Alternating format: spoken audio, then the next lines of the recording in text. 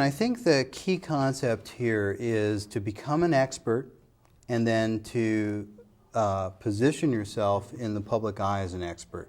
Because people would rather see a person who's an expert on their problem than a generalist. You know, a lot of professionals, if you look at like their advertising in the Yellow Pages, they'll say, you know, what do you treat? And there'll be a laundry list of every problem every human being has ever had in the history of human beings. And they can't be a specialist in all those things. Yeah, they're a jack of all trades and a master of none. Yeah. So I think it's much more effective to pick one or two areas of specialty and really focus in on those, and then you've got to demonstrate your expertise. So one way of demonstrating your expertise is by writing a very short book or booklet. It doesn't have to be fancy, it might only be 20 pages long.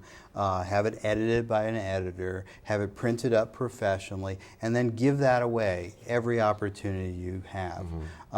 Same with your website, okay? Your website obviously should include your resume, it should include contact information, but it also might include writing. You've done 10 short articles about 10 different areas of expertise.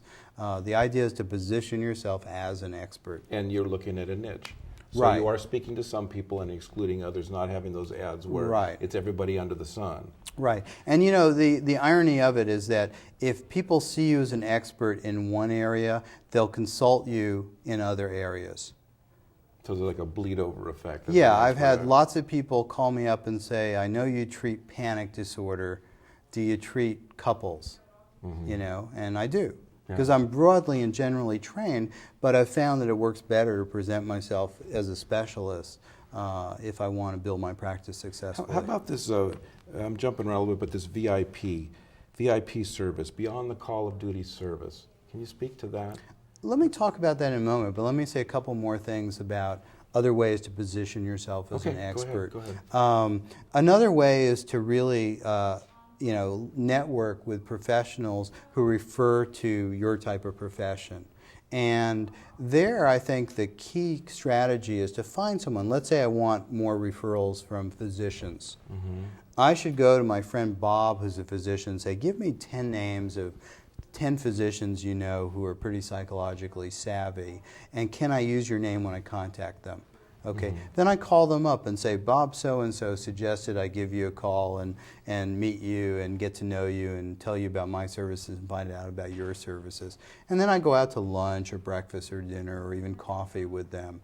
And a lot of professionals are shy about doing that, but especially if you have the referral from another professional, very few doctors will say, it's a warm call, and nobody's going to say, Bob said you should talk to me? No way I'm going to talk to you, unless, of course, they don't like Bob.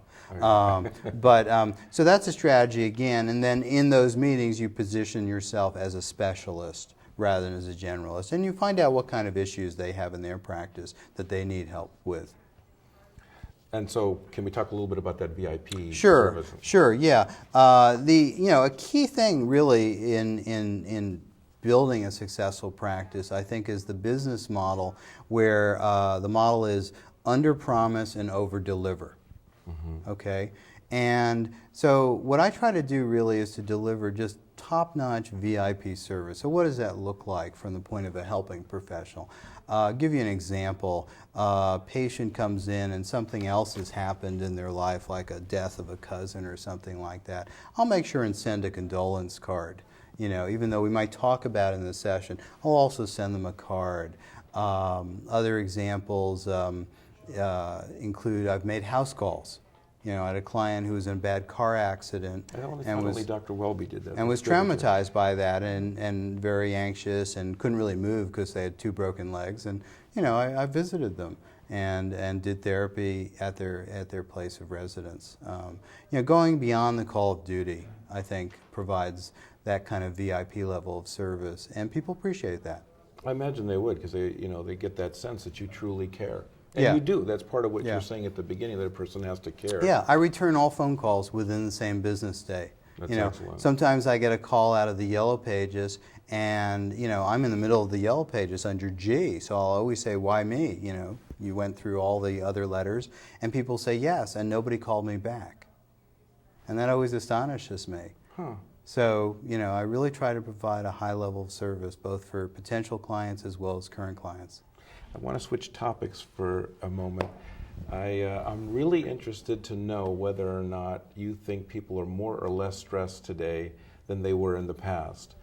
We only have a few minutes left, but I'd like to really, I'm really interested in that. I mean, you've been in private practice for almost 20 years. What do you think is going on? Well, I think there's no doubt that people are more stressed than they used to be. And the reason for that, I think there are two primary reasons why people are more stressed. I mean, there's no doubt in my mind about this. One is that the pace of our life has just accelerated incredibly. 10 years ago, I didn't have a cell phone. I don't think I had a pager. I didn't have DSL internet connection. Now I have all those things, and that means I get 50 emails a day. I get 10 cell phone calls. I get 20 pages, and I've got to deal with all that. And I think everybody else knows what that's like too. So the like inputs, constantly on call. Right, and even DSL, even though it's wonderful to be able to click on pages and have them come up, it means you're running all around the internet as opposed to just sitting there waiting for the pages to load. Right. So that's one factor. The other factor that I think is really important is that the safety net of what middle class people came to expect has fallen apart.